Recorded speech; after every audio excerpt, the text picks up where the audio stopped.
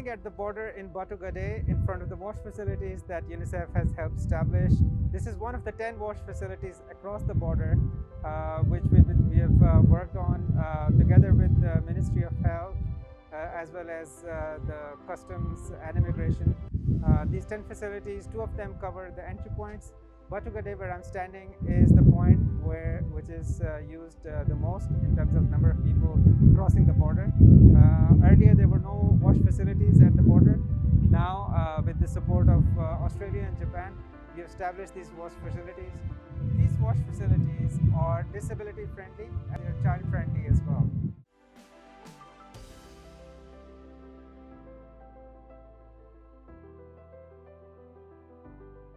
Vamos gostar da linha construção, né? Então essa construção é bem mais iha, construção é bem mais com qualidade, construção é bem mais diativos e depois construção é bem mais haremos ba gender, é bem mais kita buat setau kita fatin harus fatin assim tina ba feto ba mana não nemos ba harena ba iha deficiente sira.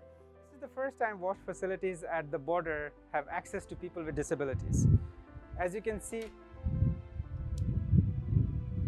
these wash facilities are prepared according to international standards to ensure that there's access for people with disabilities, especially those with the wheelchairs, as well as they come in, they have different facilities that they can use in these toilets. As well as we have instruction, not just written but also pictorial, to help people with disabilities able to use these services in an effective manner.